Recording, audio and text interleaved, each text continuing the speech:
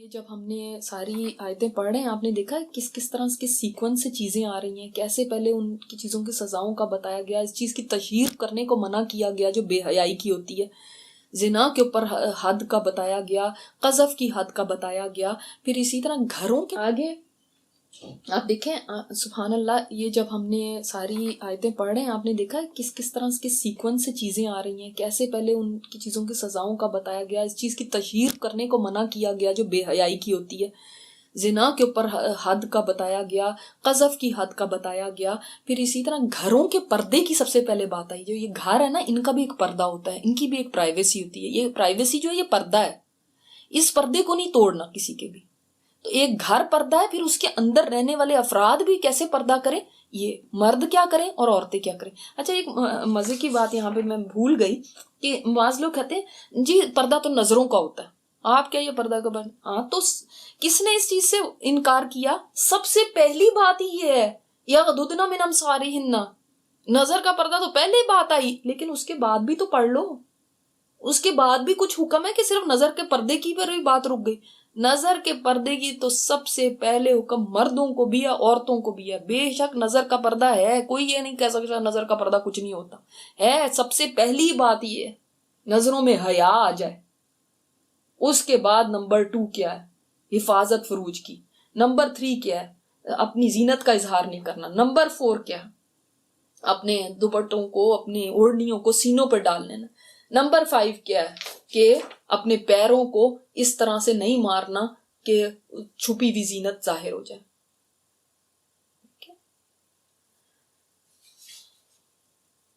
और 2 एक्सेप्शंस बता दी गई।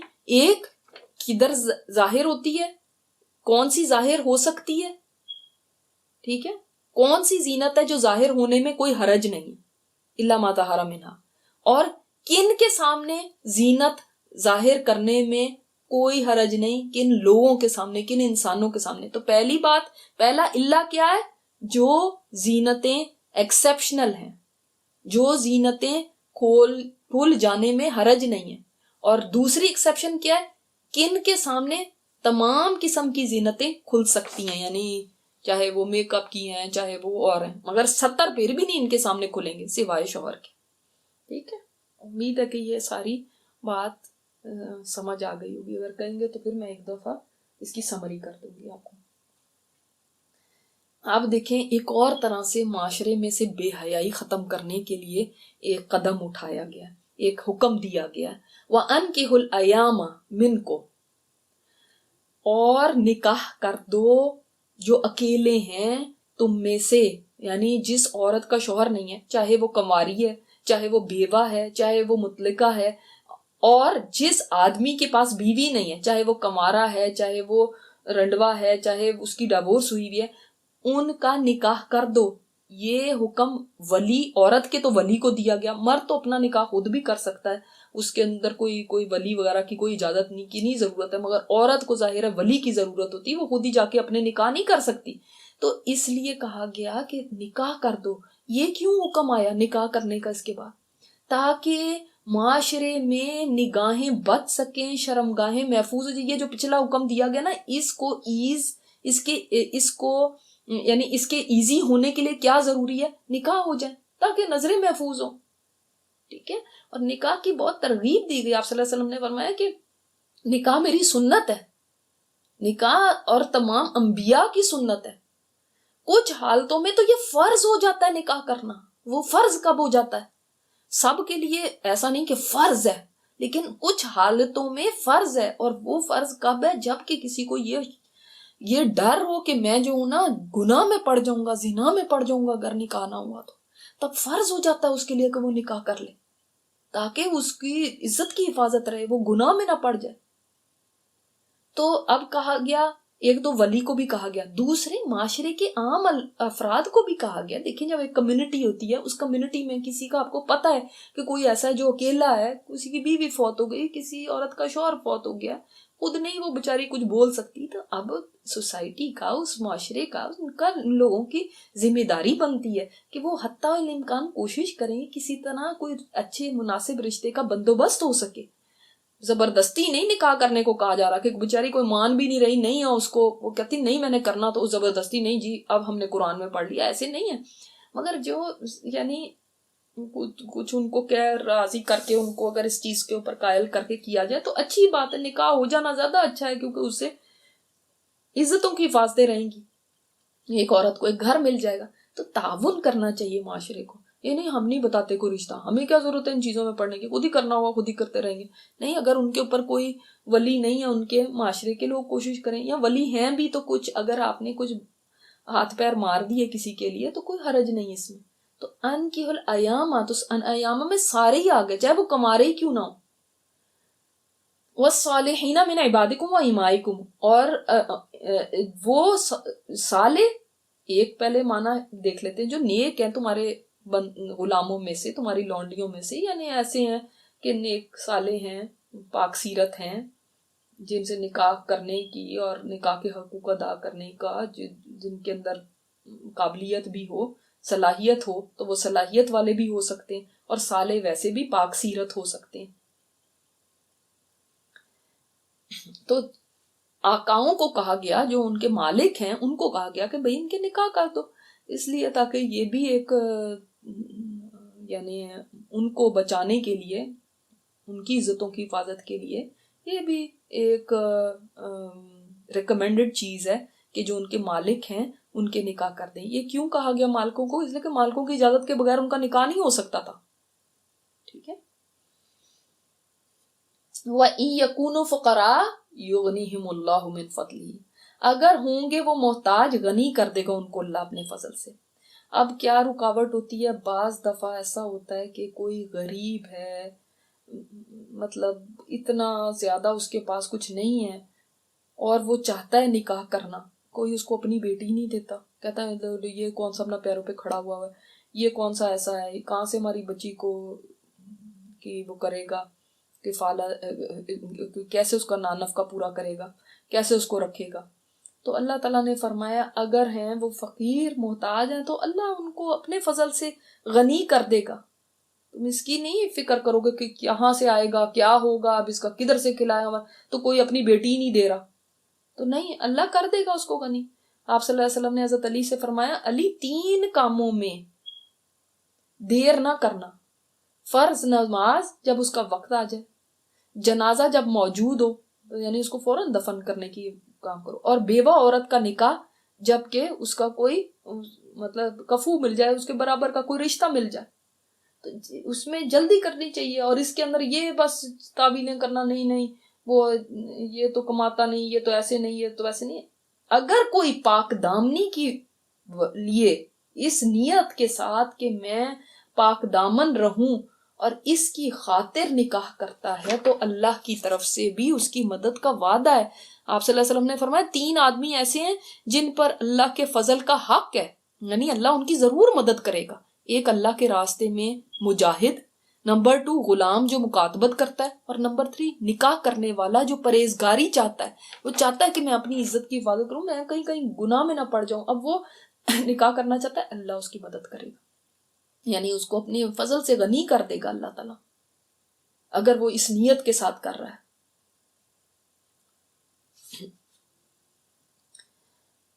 تو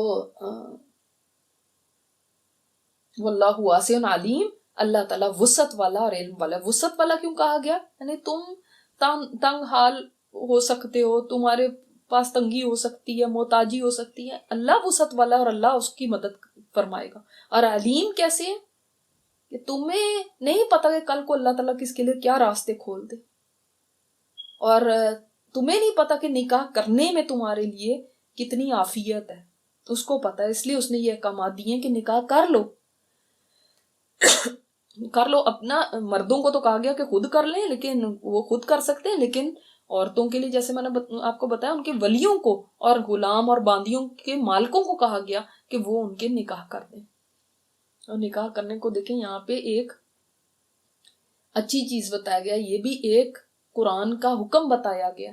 اسی لیے جب شادیاں کی جاتی ہیں تو اس کو یہی سمجھا کریں کہ یہ بھی اللہ کے حکم کی تعمیل ہو رہی ہے، یہ بھی عین دینی کام ہے، یہ کوئی دنیاوی کام نہیں ہے، یہ اللہ کا حکم ہے کہ نکاح کرا دو عورتوں کے یا نکاح کر لیں آدمی. تو انکحوا کا مطلب ہوتا ہے نکاح کر دو. انکحوا کا مطلب یہ نہیں کہ خود کر لو، کرا دو یعنی ان کے. تو یہ پھر جو بھی ولی ہوں کوئی اپنی بیٹی کا نکاح کر رہا ہو تو وہ اس آیت کو سوچ کے اگر اب ذہن میں رکھ کے یا اپنی بہن کا یا جس کا بھی وہ ولی ہے ان کا کر رہا ہو، اس آیت کو ذہن میں رکھ کے اور پھر اللہ سے اجر کی امید رکھتے ہوئے کہ میں اس کے اوپر عمل کر رہا ہوں اور اللہ تعالیٰ مجھے اس کا اجر دے، تو وہ اس میں بھی اللہ سے ثواب پا سکتا ہے. یہ بھی ایک نیکی ہو گئی، یہ بھی اللہ کے حکم کی تعمیل ہو گئی. آپ صلی اللہ علیہ وسلم نے اس چیز کو اچھا نہیں سمجھا ہے کہ کوئی ایسے ہی رہے، مطلب اکیلا ہی رہے، چھڑا ہی رہے اور ایسے ہی رہے، جبکہ اس کے اندر صلاحیت بھی ہے. صلاحیت سے مطلب یہ ہے کہ وہ نکاح کرنے کی صلاحیت بھی رکھتا ہے، بیوی کے حقوق ادا کرنے کی بھی صلاحیت رکھتا ہے، اور اس کے اندر یہ بھی ہے کہ وہ نفقہ بھی پورا کر سکتا ہے، پھر بھی نہیں وہ نکاح کر رہا. تو آپ صلی اللہ علیہ وسلم کے سامنے کوئی ایک صحابی آئے تو آپ نے ان سے پوچھا کہ کیا تم نے نکاح کرا ہے؟ انہوں نے فرمایا نہیں. آپ صلی اللہ علیہ وسلم نے فرمایا کیا تم استطاعت رکھتے ہو؟ تو فرمایا کہ ہاں استطاعت تو میں رکھتا ہوں. تو آپ صلی اللہ علیہ وسلم نے فرمایا کہ پھر اگر نکاح نہیں کرتے تو شیطان کے بھائی ہو، یعنی پھر تو شیطان ہی آئے گا نا. یعنی استطاعت بھی ہے، اتنی طاقت بھی ہے، سارا وسائل بھی ہیں، یا تو ایک بندہ ہے نا اس کے پاس کوئی کچھ ہے ہی نہیں ہے نکاح کرنے کے لیے، نہ مہر ادا کرنے کے لیے نہ کچھ ہے، تو وہ تو الگ بات ہے. اگر کسی کے پاس ہے پھر بھی نہیں وہ کرتا تو پھر شیطان کو تو بڑا اچھا موقع مل جاتا ہے کہ اس کو غلط راستے کی طرف لے کر جائے. تو اگر کسی کی شہوت درمیانی سی ہے تب تو نکاح کرنا سنت ہے، لیکن اگر شہوت کا غلبہ جیسے کچھ لوگوں کے اندر ہوتا ہے، غالب ہے، تو پھر ضروری ہے کہ وہ نکاح کریں. لیکن وہ لوگ نکاح نہ کریں جن کے اندر یعنی بیوی کے ساتھ تعلق کرنے کی طاقت نہ ہو، قدرت نہ ہو، ان کے لیے نکاح کرنا حرام ہے، کیونکہ وہ اپنی بیوی کے ضرورت کو پوری نہیں کر سکتے. اور اسی طرح اگر کوئی آدمی ظلم کرنے والا ہے، وہ اتنا سخت ہے کہ وہ اس کو لگتا ہے کہ اگر میں نکاح کروں گا تو اس بیوی کے اوپر ظلم کیا کروں گا، تو پھر ایسے آدمی کا نکاح کرنا بھی مکروہ ہو جاتا ہے. ٹھیک ہے. ادروائز ویسے نکاح کی فضیلت میں احادیث میں بخاری مسلم میں بھی ہے. آپ صلی اللہ علیہ وسلم نے فرمایا اے نوجوانوں، تم میں سے جو شخص گھر بسانے کی طاقت رکھتا ہو وہ نکاح کر لے، کیونکہ نکاح نظر کو نیچی رکھتا ہے، شرمگاہ کی حفاظت کرتا ہے. اور جو نکاح کی طاقت نہیں رکھتا وہ روزے رکھے، کیونکہ روزے شہوت کو کم کرتے ہیں. یعنی شہوت تو اس کے اندر ہے لیکن اب گھر بسانے کے لیے کچھ ہے ہی نہیں ہے اس کے پاس، تو پھر اب کیا کرے؟ پھر اس کو روزے رکھنے چاہیے. کسی مجبوری کی وجہ سے، کسی بھی ریزن کی وجہ سے ابھی نہیں مناسب رشتہ مل رہا لیکن اندر اپنے ایک ضرورت تو ہے، تو ایسے لوگوں کو پھر روزے رکھنے چاہیے. اور آپ صلی اللہ علیہ وسلم نے فرمایا جو شخص یہ چاہتا ہے کہ وہ اللہ سے پاکیزہ حالت میں ملے، پاک یعنی طاہر ملے، پاکیزہ ملے، تو وہ آزاد عورتوں سے نکاح کرے. ٹھیک ہے. اور اس کا انسینٹیو بھی آپ صلی اللہ علیہ وسلم نے دیا. مسلم میں یہ روایت آتی ہے، آپ نے فرمایا دنیا ایک متاع ہے، یعنی فائدہ اٹھانے کی چیز ہے، اور دنیا کی بہترین متاع نیک بیوی ہے.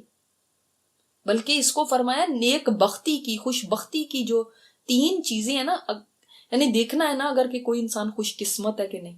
ہم پتہ نہیں، ہمارے تو اور ہی ڈفرینٹ ہی کرائٹیریاز ہوتے ہیں، لیکن جو آپ صلی اللہ علیہ وسلم نے مسند احمد میں یہ روایت ہے، جو 3 چیزیں بتائیں جو خوش قسمتی کی، خوش بختی کی علامت ہے، ان میں ایک نیک بیوی، آرام دہ گھر اور آرام دہ سواری ہے. سبحان اللہ. اور اس کو نصف ایمان کہا ہے کہ نصف ایمان مکمل ہو جاتا ہے، آدھا ایمان کامل ہو گیا جس بندے نے نکاح کر لی. جب آپ صلی اللہ علیہ وسلم کے ہاں ازواج کے حجروں میں چند مسلمان آئے تھے، وہ تو آپ نے مشہور روایت سنی ہوگی، بخاری مسلم میں بھی ہے، کہ انہوں نے آپ صلی اللہ علیہ وسلم کی جو عبادت ہے اس کا حال معلوم کیا تھا، اور حضرت عائشہ رضی اللہ تعالیٰ عنہ نے ان کو بتا دیا تھا. تو ان میں سے ایک نے کہا کہ میں تو کبھی نکاح نہیں کروں گا، کبھی شادی نہیں کروں گا. کیونکہ بعض لوگ یہ سمجھتے ہیں نا، یہ اب آپ نے کرسچنز میں بھی دیکھا ہوگا کہ شادی کرنے کو یہ لوگ سمجھتے ہیں کہ یہ تو ہم ایک سن میں یا ہم ایک سن کیا مطلب اب یہ کسی پادری بننے کے قابل نہیں ہے، نن بننے کے قابل نہیں ہے، جو شادی کر لیتا ہے تو وہ ایک اس کو مطلب پتہ نہیں کیا سمجھتے ہیں، گھن یا کیا، کہ بھئی دینداری کا نام یہ ہے کہ شادی کے بغیر رہا جائے اور یہ تعلق کبھی نہ رکھا جائے. حالانکہ ہمارے دین میں ایسا نہیں ہے، بلکہ نکاح پہ ابھارا گیا ہے، نکاح کرو. اور اس کو کوئی نیکی نہیں ہے کہ تم نے بس کنوارے رہنا اور میں نے کبھی شادی نہیں کرنی، یہ میں بڑی نیک بن رہی، یہ کوئی نیکی نہیں ہے. کیا آپ صلی اللہ علیہ وسلم نے پھر ان کو بتایا تھا جب واپس گھر آئے تھے تو ان کو بتایا تھا کہ تم مجھے نہیں دیکھتے ہو، میں نے شادی بھی کی ہے اور میں روزہ بھی رکھتا ہوں اور چھوڑتا بھی ہوں اور رات کو نماز بھی پڑھتا ہوں اور سوتا بھی، کیونکہ ہر ایک نے اپنے اپنے کرائٹیریا بنا لیے تھے نا. اسی طرح جیسے ہم سمجھ لیتے ہیں ہمیشہ روزہ رکھیں، ہمیشہ پوری پوری رات نماز ہی پڑھتے رہیں تب ہم نیک ہیں، کبھی ہم نے سونا ہی نہیں. تو آپ نے فرمایا نہیں، یہ چیز صحیح نہیں ہے. تو اگر کوئی فقیر ہوگا، کوئی محتاج ہے، کوئی نہیں، ابھی اس کے پاس اتنا کچھ زیادہ نہیں ہے، تو پھر اللہ کے وسعت اس کے پاس ہے، علم اس کے پاس ہے، وہ چاہے کہ جس کو بھی غنی کر دے. جو حضرت ابوبکر صدیق اسی لیے فرماتے ہیں کہ مسلمانوں تم نکاح کرنے میں اللہ کے حکم کی تعمیل کرو تو اللہ نے جو وعدہ کیا ہے نا غنا عطا فرمانے کا، وہ اللہ تعالیٰ پورا کرے گا. پھر یہ آیت تلاوت فرمائی. صرف شرط یہ ہے کہ وہ اپنی عزت کی حفاظت کے لیے کر رہا ہے، تو جب کرو گے اس سے تو پھر اللہ تعالیٰ خود ہی تمہیں غنی کر دے گا. تم سمجھتے ہو رزق تمہارے کمانے سے آئے گا؟ نہیں، جب دو افراد ملیں گے اللہ تعالیٰ رزق کا انتظام کر دے گا. وَلْيَسْتَعْفِفْ، اور چاہیے کہ پاک دامنی اختیار کریں، الَّذِينَ لَا يَجِدُونَ نِكَاحًا حَتَّى يُغْنِيَهُمُ اللَّهُ مِنْ فَضْلِهِ، وہ لوگ جو نکاح کی طاقت نہ رکھتے ہوں، نکاح کی طاقت تو نہیں، موقع نہ رکھتے ہوں، یعنی ان کے پاس، میں نے جیسے آپ کو بتایا کہ شہوت تو ہے ان کے اندر ضرورت تو ہے، جسمانی ضرورت تو ہے ان کے اندر، لیکن اب ایک بیوی کے بھی تو حقوق ہوتے ہیں. بالکل ہی کوئی اس کے نان نفقے کا کوئی انتظام نہیں ہے، کوئی مہر ادا کرنے کے لیے بھی کوئی رقم نہیں ہے، کوئی گھر کے اندر ہی کوئی سامان نہیں ہے، کدھر آئے گی، کدھر بیٹھے گی، کدھر رہے گی، کدھر سوئے گی، کچھ بھی نہیں ہے، تو نہیں پاتے نکاح کا موقع. تو پھر وہ کیا کریں؟ اللہ تعالیٰ نے فرمایا چاہیے کہ پاک دامنی اختیار کریں. وہ بھی یہ نہیں ہے کہ اچھا ابھی تو میری شادی نہیں ہو سکتی کیونکہ ابھی میں پڑھ رہا ہوں اور ابھی میری یہ ہے اور وہ ہے، جو بھی مجبوریاں، تو اب جو مرضی اور کام کریں وہ جائز ہو جاتے ہیں. نہیں، فرمایا وہ بھی پاک دامن رہیں. یعنی اگر ابھی اس وقت شادی نہیں بھی ہو پا رہی تو ان کے پاس کوئی ایکسکیوز نہیں ہے کہ وہ جو مرضی اور کریں، بلکہ ان کو بھی پاک دامن رہنا ہے، کہیں کوئی غلط کام نہیں کرنا، کہیں کوئی غلط تعلق نہیں شروع کر دینا، اور ویٹ کریں حتی یغنیہم اللہ من فضلہ، یہاں تک کہ پھر اللہ ان کو غنی کر دے. یعنی ایک تو وہ سینیریو بتایا گیا کہ ٹھیک ہے اگر تمہیں آج محتاجی ہے، اگر تم اپنی عزت کی حفاظت کے لیے ایسا کرنا چاہتے ہو تو اللہ غنی کر دے گا، اور لیکن جو پھر بھی ویسا رہیں کہ بھئی ابھی نہیں ہے میرے پاس سامان، میں کیا کروں گا، مشکل میں پڑ سکتا ہے، جو نہیں کر پا رہے اس وقت، موقع نہیں ہے ان کے پاس نکاح کرنے کا، وہ بھی پاک دامنی نہیں چھوڑ دیں گے، وہ بھی پاک دامن رہیں گے.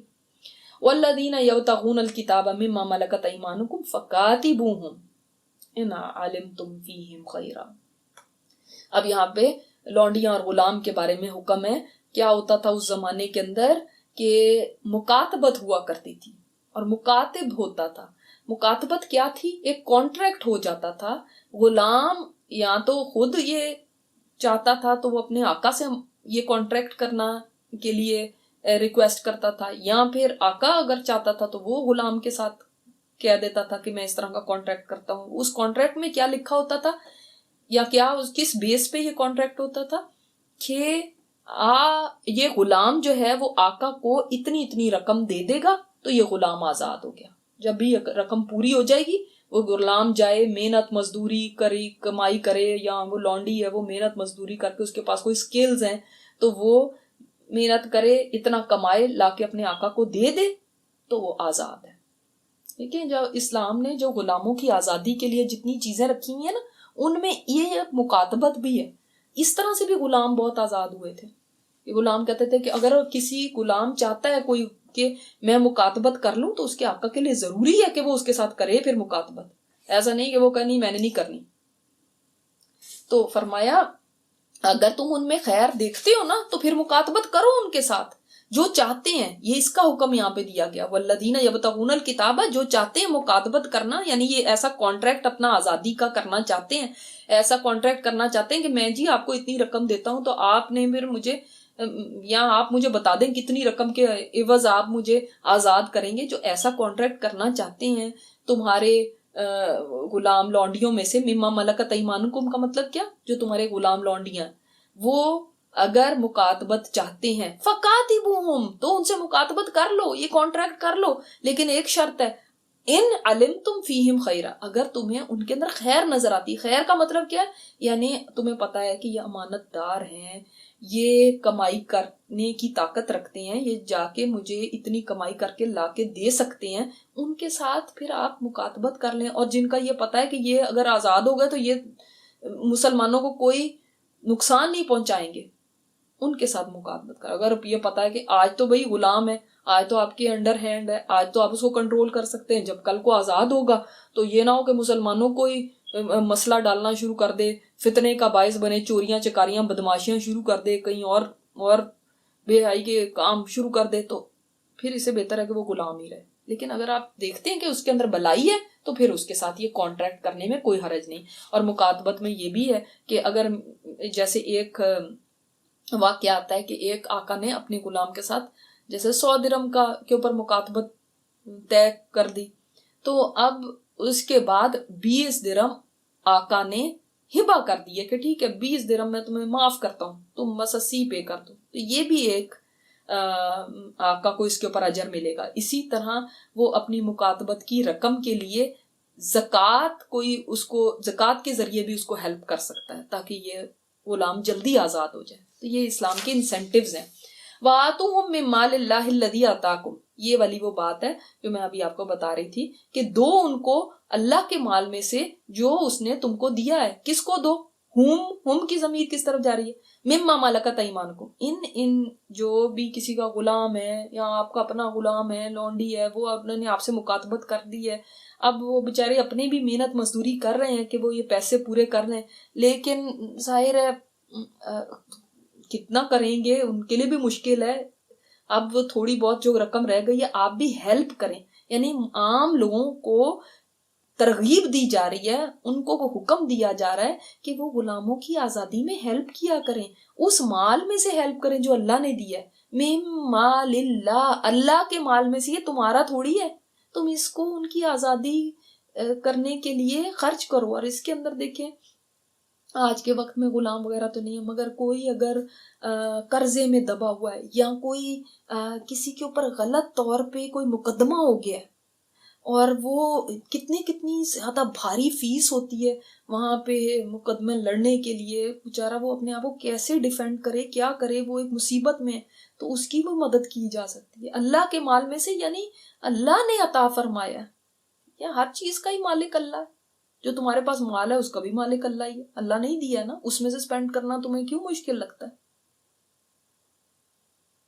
تو اس میں سے ہیلپ کرو ان کی. وَلَا تَكْرِهُ فَتَيَاتِكُمْ عَلَى الْبِغَاءِ إِنْ أَرَدْنَا تَحَصُّنًا, نہ تم مجبور کرو اپنی باندیوں کو کس چیز پہ؟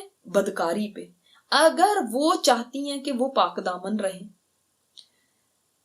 لِتَبْتَغُوا عَرَضَ الْحَيَاةِ الدُّنْيَا, تاکہ تمہیں دنیا کی زندگی کا سامان مل جائے, تمہیں پیسہ مل جائے. یعنی یہاں پہ مالکوں کو کہا گیا ہے کہ وہ اپنی لونڈیوں کو بدکاری پہ مجبور نہ کریں کہ جاؤ جا کے زنا کرو, بدکاری کرو, پیشہ کرو اور پھر ہمارے لیے کمائیاں کر کے لاؤ, پروسٹیٹیوشن کرو, ہمارے لیے کمائیاں کر کے لا کے دو. کیونکہ ان کی لونڈیاں تھیں, اس طرح کی کام اس زمانے میں لوگ کرایا کرتے تھے. اور عبداللہ بن ابی جو رئیس المنافقین تھا, اس کے پاس بھی لونڈی تھی, تو وہ بھی کہتا تھا جاؤ پیشہ کر کے لاؤ اور مجھے لا کے کمائی دو. اس پہ یہ آیت اتری کہ نہیں, تم ایسا نہیں کر سکتے. ان اردنا تحسنا کا مطلب یہ نہیں کہ اگر وہ چاہیں پرہیزگاری تو پھر نہ ان سے کو مجبور کرنا, اور اگر وہ نہیں پرہیزگاری کرنا چاہتی تو پھر بے شک مجبور کر دینا, یہ نہیں مطلب ہے. بلکہ مطلب یہ ہے کہ یہ لونڈیاں, ظاہر ہے پہلے تو اسلام سے پہلے تو اس طرح کی چیزیں چلتی تھی, لیکن جب یہ لونڈیاں اسلام لے آئیں تو وہ یہ نہیں چاہتی تھی کہ وہ یہ کام کریں. پہلے تو ان کے آقا کرا لیا کرتے تھے یہ کام ان سے کہ پروسٹیٹیوشن کریں اور لے کر آئیں. لیکن اب وہ نہیں چاہتی کہ یہ کریں, تو یہ ان کو مجبور کرتے تھے کہ نہیں تم جاؤ اور جا کے کہیں سے بھی پیسے لے کر آؤ, چاہے اپنی عزتیں بیچو چاہے کچھ کرو. تو کہا گیا کہ وہ بیچاریاں چاہتی ہیں کہ وہ پاک دامنی اختیار کریں. اگر وہ پاک دامن رہنا چاہتی تم کیوں مجبور کرتے ان کو؟ مت مجبور کرو ان کو. یہ مطلب ہے کہ اگر وہ چاہتی ہیں کہ ہم نے پاک دامن رہنا, تو تمہاری کتنی یہ بے غیرتی کی بات ہے کہ تم ان کو مجبور کر رہے ہو کہ جاؤ یہ کام کرو تاکہ ہمیں سامان ملے دنیا کا, یعنی ہمیں پیسہ ملے, ہمیں مال ملے, ہمیں جہاں سے مرضی لا کے دو. ٹھیک ہے, آج کے وقت میں بھی لونڈیاں تو نہیں ہیں, مگر ایسی عورتیں کچھ ہوتی ہیں جن کو کوئی دھندا کرنے والی عورتیں ہیں یا کوئی ان کے دلال ہوتے ہیں یا کچھ ہیں, وہ ان کو مجبور کرتے ہیں کہ نہیں یہ گناہ کرنا ہے تاکہ ہمارے پاس پیسہ آئے.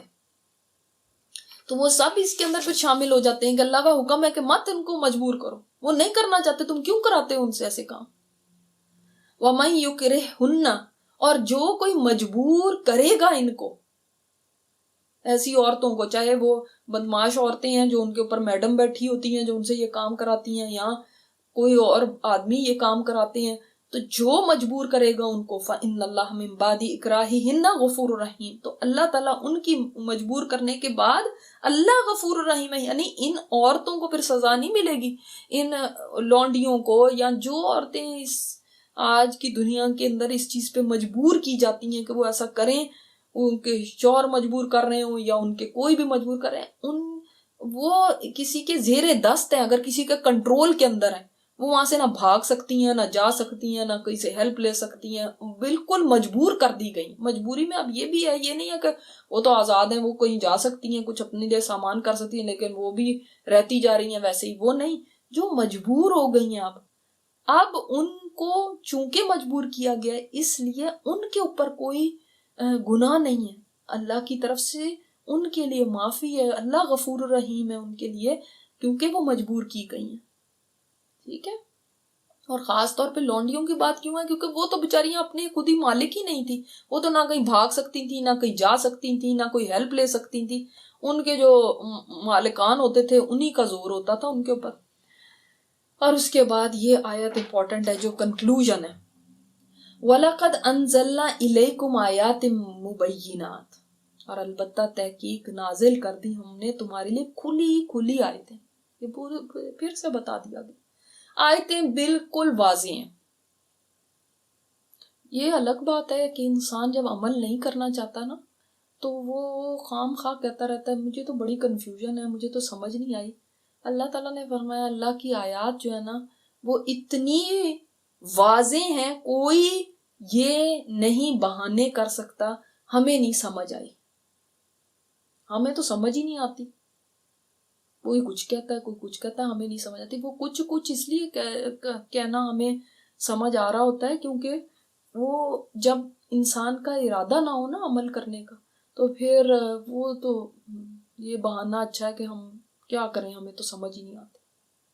اب آپ یہ دیکھ لیں, یہاں پہ حد زنا ہے, حد قذف ہے, لعان ہے, فحاشی کے اوپر ممانعت ہے, پردے کے اوپر آیات ہیں, نظروں کے جھکا دینے پہ آیات ہیں. ان میں تو کوئی ایسی چیز بھی نہیں ہے کہ جو سمجھ سے اتنی باہر ہے کہ اتنی کنفیوژن ہو رہی ہے کہ کچھ سمجھ ہی نہیں آ رہی کہ کرنا کیسے ہے. اللہ کی آیتوں کو پھر دوش نہیں دینا چاہیے کہ ان کا قصور ہے, یہ نہیں سمجھ آتی. پھر اپنے آپ کو ملامت کرنی چاہیے کہ ہمارے ہی ارادے ایسے ہیں کہ ہم نہیں ماننا چاہ رہے, ہمارے اندر کمی ہے. ہم اللہ سے معافی مانگیں اور توفیق مانگیں عمل کی. وَمَثَلًا مِّنَ الَّذِينَ خَلَوْا مِن قَبْلِكُمْ, اور یہ آیات ایسی ہیں اللہ نے جو نازل کی ہیں, اس میں تم سے پہلوں کی بھی باتیں ہیں. دیکھیں صرف اس صورت کی نہیں, پورے قرآن میں کئی ایسی آیتیں ہیں جس کے اندر پہلے لوگوں کی داستانیں ہیں. تو اللہ تعالیٰ نے بتا دیا کہ دیکھو گزری جو اقوام ہیں ان کی عبرت ناک مثالیں بھی انہی آیات میں دی گئی ہیں, بیان کی گئی ہیں کہ جو اللہ کی نافرمانی کرتا ہے پھر اس کا انجام کیا ہوتا ہے. تاکہ تم یہ دیکھ لو کہ آیتیں ہر چیز بتا رہی ہیں تمہیں, کھلی ہیں, صاف واضح ہیں. جو عمل نہیں کرتا ان کے بھی حال تم نے سن لی ہیں. وَمَوْعِظَةً لِّلْمُتَّقِينَ, اور نصیحت ہے ان کے لیے جو اللہ سے ڈرنے والے ہیں. کچھ ہوں گے جو مانیں گے ہی نہیں، تو پھر دیکھ لو نہ ماننے والوں کا کیا ہوا، اور کچھ ہوں گے وہ فوراً نصیحت پکڑ لیں گے۔ تو بعض جو تقوی والے ہوتے ہیں جن میں اللہ کا ڈر ہوتا ہے وہ فوراً نصیحت پکڑ لیتے ہیں ایسی آیات سے، وہ نہ ڈر ہو کہ وہی اسی روش پہ نہیں چلتے رہتے جس پہ پہلے تھے، وہ نصیحت حاصل کرتے ہیں۔ جو اللہ سے ڈرتا ہے اس کو یہ باتیں بھی سمجھ آ جاتی ہیں، وہ عمل بھی کر جاتا ہے۔ لیکن یہ سب لوگ نہیں ہوتے۔ پتہ چلا کہ تقوی والے صرف نصیحت پکڑتے ہیں۔ اسی سے ہمیں پتہ چل جائے گا تقوی کس کے اندر ہے۔ تقوی ہوگا تو نصیحت بھی لگے گی یہ آیات، اور ان پہ عمل بھی ہوگا۔ اور تقوی ہی نہیں ہے، جب اللہ کا ڈر ہی نہیں ہے تو پھر پرواہ ہی نہیں ہے کہ اللہ نے کیا حکم دیا اور کیا نہیں دیا ہماری بلا سے، وہ کرنا ہی نہیں ہے۔ اللہ تعالیٰ ہمارے لیے ان آیات کو سیکھنا، سمجھنا اور عمل کرنا آسان بنا دے، اور اللہ تعالیٰ ہماری توبہ کو قبول فرما دے۔ جو پچھلی زندگی کے اندر نافرمانیاں کی ہیں اللہ تعالیٰ ان کو معاف فرما دے، اور آئندہ زندگی کے اندر اپنے احکامات پہ پورے طور پہ عمل کرنے کی ہم سب کو توفیق عطا فرما دے۔ ان آیات میں اپنے محاسبے کی زیادہ ضرورت ہے، باقی چیزیں تو سمجھنے والی تو اتنی زیادہ نہیں ہے، مگر محاسبہ اور کس کو راضی کرنا ہے اور کس کو نہیں، اور کس کے ہاں پہ نمبر بنانے ہیں اور کس کے نہیں، یہ چیزوں کے اوپر اٹینشن دینا زیادہ ضروری ہے۔ سبحانک اللہم و بحمدک نشہد ان لا الہ الا انت نستغفرک و نتوب الیک۔ آپ لوگوں کے جو کوسچن ہے انشاءاللہ تعالیٰ اپنے کوسچن پوچھ سکتے ہیں۔ جی، چونکہ کچھ سوال آ گئے ہیں اسی وقت ہی، تو میں پہلے ان کا جواب دے دوں انشاءاللہ تعالیٰ، پھر اس کے بعد ہم حفظ کا اپنا کریں گے۔ چونکہ ایسے سوال میرے خیال اور شاید لوگوں کے ذہن میں بھی ہوں گے، تو الحمدللہ آپ لوگوں کے سوالوں سے مجھے چیزیں ایکسپلین کرنا زیادہ آسان ہو جاتا ہے۔ ان کا سوال یہ ہے، if a woman is very thin and lacks chest beauty altogether, so does she still have to wear a jilbab upon Pakistani قمیض شلوار؟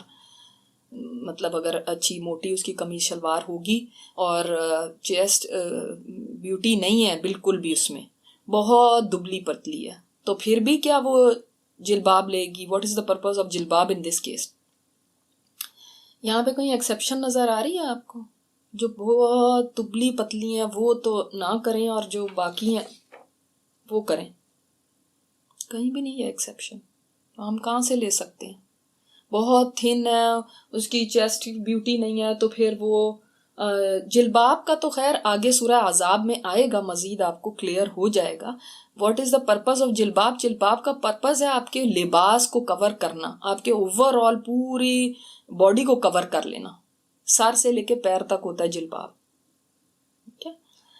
اور انہوں نے لکھا ہے کہ اگر فگر لیس باڈی ہے تو پھر اس کا کیا ڈریس کوڈ ہوگا، کیونکہ اگر کسی کے سرجیکلی بریسٹ ریموو کر دیے گئے ہیں تو پھر بھی کیا وہ جلباب لے گی؟ دیکھیں اس زمانے میں بھی عورتیں کوئی ایسی بھی ہوتی تھیں کہ جو دبلی پتلی بھی ہوتی تھیں۔ عائشہ رضی اللہ تعالیٰ عنہا کے بارے میں ہی آپ نے سنا ہے کہ وہ کتنی دبلی پتلی تھی کہ ہودج انہوں نے اٹھایا کہ ان کو پتہ ہی نہیں چلا کہ اندر ہیں یا نہیں ہے۔ تو اٹ ڈزنٹ میٹر، عورت ہر سیلف بیوٹی ہے، عورت جو ہے نا وہ ہر سیلف بیوٹی ہے۔ پہلے تو وہ آدمی کو تو نہیں نا پتا اس نے سرجیکلی ریموو کرائے یا نہیں کرائے، اس نے کیا ہے، اس کے لیے اس کے سینے میں خوبصورتی ہے، تو اس لیے اس کی نظر وہاں جاتی ہے۔ پھر بھی اس کو جلباب ہی پہننا ہے، پھر بھی اس کو خمار کو سینے پہ رکھنا ہے، چاہے اس کی فگر لیس ہے، چاہے اس کے اندر چیسٹ بیوٹی ہے نہیں ہے، آدمی تاکہ اس کی نظر وہاں نہ جائے، کیا جلباب پہننا ہی ہے، چاہے پاکستانی شلوار قمیض ہے، چاہے انڈین شلوار قمیض ہے، چاہے امریکی شلوار قمیض ہے، کچھ طرح کی بھی ہے، جلباب اس سارے کپڑوں کو کور کرے گا۔ اور پھر انہوں نے پوچھا ہے، اچھی یہ ان کا کوسچن ہے کہ کیا جلباب شلوار قمیض کو کور کرے گا جو ہم گھر میں ہی پہنتے ہیں، یا جو شادیوں پہ پہنتے ہیں اس کو کور کرے گا؟ بھائی جو گھر میں پہنتے ہیں جو وہ ہیں، یہ ساری آپ کی زینت ہے، جو میں نے آپ کو آیت سورہ اعراف کی اسی لیے بتائی کہ خذوا زینتکم عند کل مسجد کا مطلب یہ ہے، زینت کا مطلب وہاں پہ بتایا گیا اپنی زینت اختیار کرو ہر مسجد جاتے وقت، یعنی اپنے اچھا صاف ستھرا لباس پہنو۔ اس میں کوئی شادیوں والا لباس پہننے کو تو مسجد جانے کو نہیں کہا جا رہا، آدمیوں کو بھی ایک سادہ ہی لباس پہنتے ہیں مسجد جاتے وقت. تو لباس اٹس سیلف بیوٹی ہے. لباس انسان کو، اور قرآن میں ہی ہے کہ لباس اللہ تعالیٰ نے اتارا ہے تمہاری زینت کے لیے. جو ہم لباس پہنتے ہیں یہ ہماری زینت بھی ہے، ہمیں کور بھی کرتا ہے. لباس صرف کور کرنے کے لیے نہیں پہنتے ہم، ویسے بھی لباس زینت کے لیے بھی پہنتے ہیں. اور اس میں کوئی شادیوں والا ہی لباس زینت کے لیے نہیں پہنتے. لباس اٹس سیلف ایک ہماری بیوٹی ہے. اس لیے یہ جانوروں وغیرہ کے لباس نہیں ہوتے، انسان لباس پہنتا ہے، اس کو پروٹیکٹ بھی کرتا ہے، اس کی بیوٹی بھی ہے. یہ دو پرپز ہیں جو قرآن میں بتائے گئے لباس کے، یہ میں نہیں بتا رہی. پھر انہوں نے پوچھا dress code for a Muslim woman at work. تو پھر گاؤن پہنے اوپر، اگر چادر نہیں لے سکتے، جلباب چادر کی صورت میں نہیں لے سکتے تو وہ گاؤن پہن لیں. So any women clothes are زینت. جو بھی اس نے پہنے ہوں گے لباس ہی زینت ہے. لباس جو ہے نا، جو آپ ایک لباس اپنے آپ کو کور کرنے کے لیے پہنتے ہیں، اس کو قرآن نے زینت کہا ہے. ٹھیک ہے، تو اب شادی اور اس کا تو ختم ہی ہو گیا. اچھا دیکھیں، یہ جو بات آپ نے کی نا کہ اگر بریسٹ ریموو کر دیے گئے ہوں تو پھر کیا وہ کرے گی، یہ چیز نا یہود نے کری. یہود تو بڑے اس میں آپ کو پتا ہے کہ شیر ہیں، جو انہوں نے جو یہ سبت والا قانون بھی انہوں نے بنا لیا. اور کس طرح انہوں نے کیا کیا، ان کو بھی یہ حکم تھا کہ بھئی اپنے سروں کو کور کرو اور اس طرح. تو انہوں نے کہا بالوں کو کور کرنے کا حکم ہے، انہوں نے نا اپنے آپ کو گنجا کر لیا عورتوں نے. اب وہ کہتے ہیں کہ ٹھیک ہے بال ہی نہیں ہے تو کور کیا کریں گے، بات ہی ختم ہو گئی.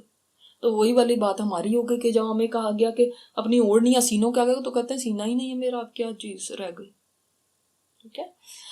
اور کہتی ہیں کہ many women watch sports, is it allowed men are not properly dressed. جس sports میں men properly dressed نہیں، جیسے ریسلنگ ہے یا اتنے چھوٹا انہوں نے اپنی کوئی شارٹس پہنی ہوئی ہے، سوئمنگ ہے یا ایسی چیزیں ہیں جس کے اندر ان کا سطر ننگا ہو رہا ہے، تو زندہ یا مردہ کسی کا بھی نہیں سطر دیکھ سکتے، نہ زندہ کا نہ مردہ کا. اگر آپ مردے کو بھی نہلانے کے لیے گئے ہیں تو تب بھی اس کا سطر کور کریں، وہ نہیں دیکھ سکتے. تو سطر دیکھنا ہی نہیں الاؤڈ ہے. پھر اسی طرح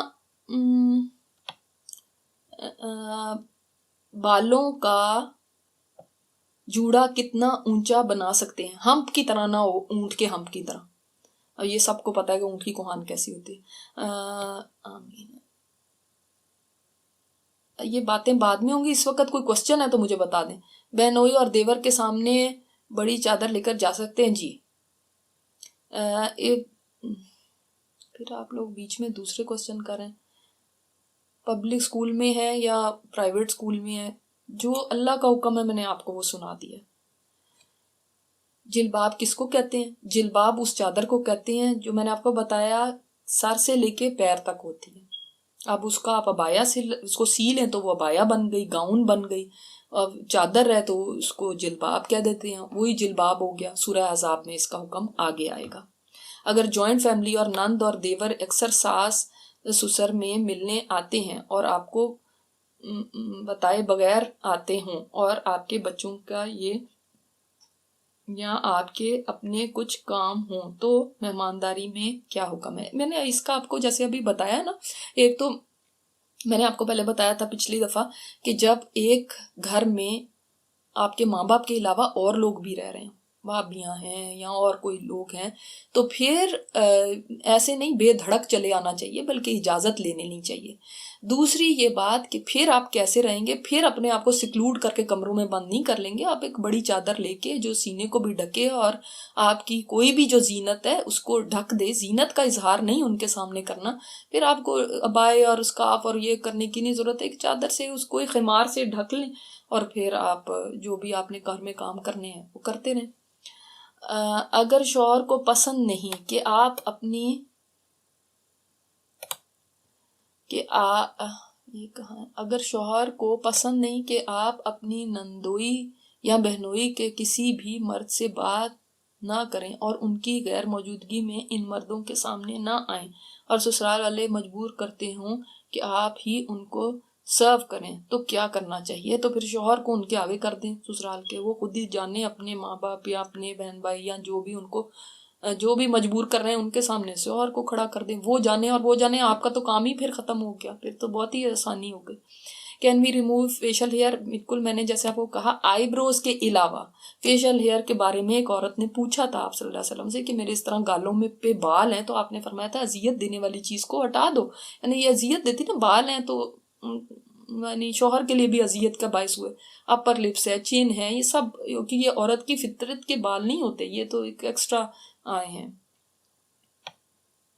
اس وقت مجھے اس لیسن کے علاوہ کوئی بھی سوال نہ پوچھے. Is that okay to wear different color abayas, not fancy؟ جی بالکل، میں نے اب یہ بھی سوال ابھی اس میں خود ہی بتا دیا ہوا ہے. آپ لوگ ایسے کریں، سب لوگ اس لیکچر کو ایک دفعہ دوبارہ سنیں، پھر اس کے بعد آپ کو کوئی سوال آئیں تو مجھ سے پوچھیں، کیونکہ آپ وہی سوال پوچھ رہے ہیں جو میں نے ابھی ایڈریس کیے ہیں. ابھی نند کے بچوں کا بھی میں نے آپ کو بتایا. بھئی چادر نکالنا ہے، جو چادر کی بات کو چھوڑ دیں، نند کے بچے بھی محرم نہیں ہیں. جو نا محرم رشتہ دار جب گھر آئیں گے تو میں نے اس کا بتایا کہ ان کے ساتھ آپ کیسے ڈیل کریں گے. نا محرم رشتہ دار، ٹھیک ہے. زینت ان کے سامنے کسی کے سامنے نہیں ظاہر کر سکتے.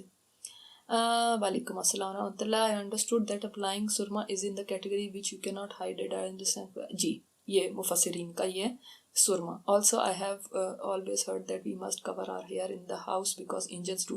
شاباش، جزاک اللہ خیرن کثیر. دیکھیں کسی کے سوال پوچھنے سے کتنا سب کا فائدہ ہو جاتا ہے اگر سوال صحیح ہو.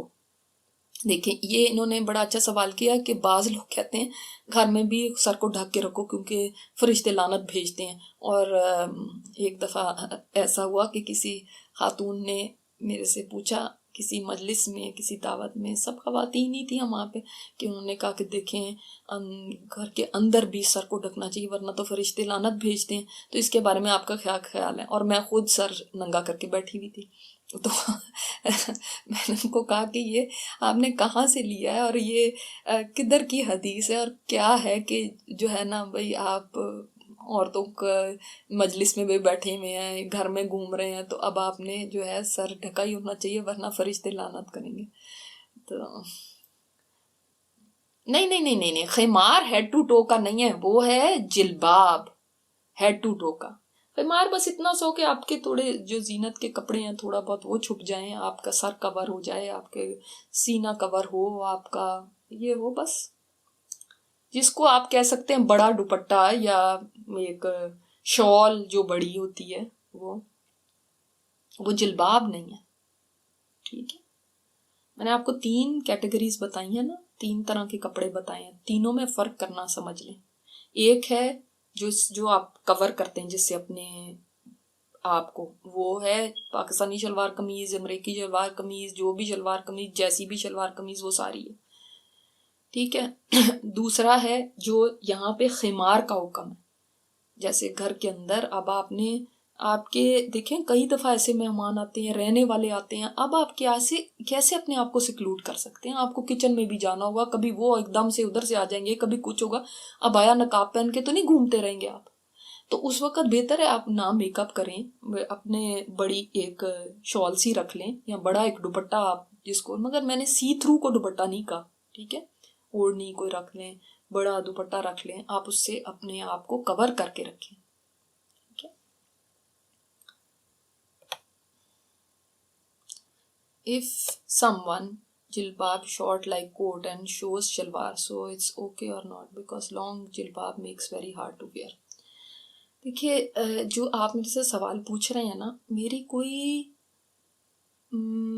جیسے کیا مجاز کہہ سکتے ہیں، مجال کہہ سکتے ہیں، میں اللہ کے حکموں کے اندر تو نہیں چینج کر سکتی نا کہ آپ اتنا کر لیں اتنا کر لیں. میں نے آپ کو بس بتا دیا سر سے لے کے پیر تک ہے. اب شارٹ کرنا ہے، کتنا شارٹ کرنا ہے، نہیں کرنا، اب وہ آپ کی مرضی ہے. اللہ کا حکم یہ ہے بس، دیٹس اٹ. جلباب سر سے پیر تک کی چادر کو کہتے ہیں. آپ ڈکشنری میں دیکھ لیں، آج تک یہ ڈکشنری میں یہ لفظ چینج نہیں ہوا، اس کی ڈیفینیشن چینج نہیں ہوئی. اب آپ نے اس کو کوٹ نما کر لیا، کوٹ بھی ایسا ٹائٹ نہ ہو کہ اس کی بھی فٹنگ آ رہی ہو، اس سے بھی فگر نظر آ رہا ہو، اور وہ جیسے جیسے انسان کا فگر ہے اس طرح وہ ساتھ جا رہا ہو، اس کی بھی اب اس طرح درزیوں سے کہہ کے شیپ بنوا لیں. یہ نہیں ہونا چاہیے. ایک گاؤن سا ہو، کھلا سا ہو، نیچے تک جا رہا ہو. چلو میں اب کیا میں تو ویسے کچھ بھی نہیں کہہ سکتی، پھر آپ کی مرضی ہے. بس آپ اس کو تھوڑا سا اونچا کر رہے ہیں کیونکہ ہارڈ ہے آپ کے لیے کرنا، ویئر یا کچھ ہے، اللہ عالم، مگر سر سے پیر تک ہی ہوتا ہو. کیا ہم ان کے بچوں کے سامنے چادر لے کر جا سکتے ہیں؟ میں نے آپ کو بتایا ہے نامحرم رشتہ داروں کے بارے میں. وعلیکم السلام. if we wear big khimar which covers our head to toe.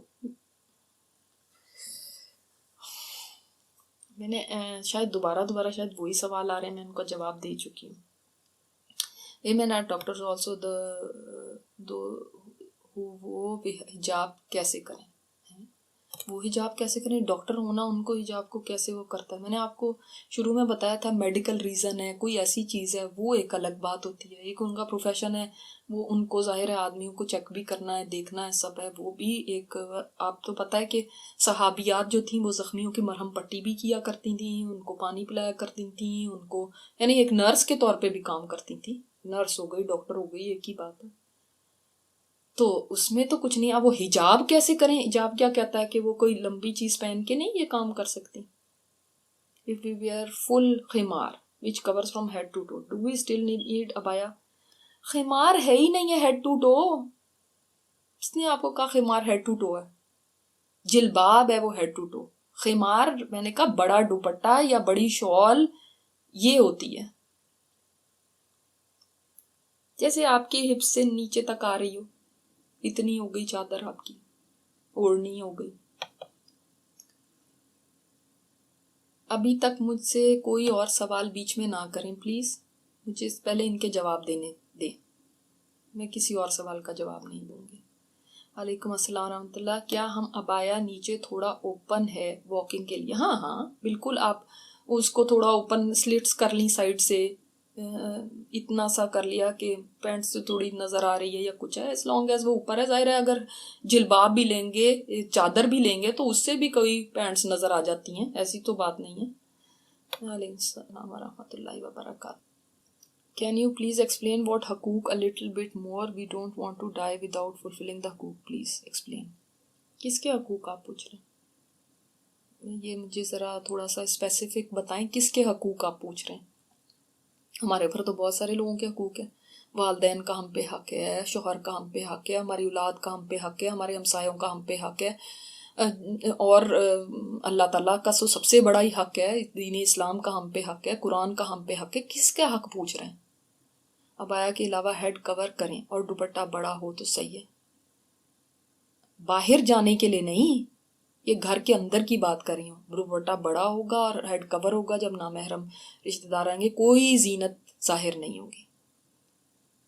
میں بڑی ساری چادر لیتی ہوں باہر جاتے ہوئے، پھر میک اپ کے منہ اور ہاتھ، بغیر میک اپ کے منہ اور ہاتھ کھلے ہیں.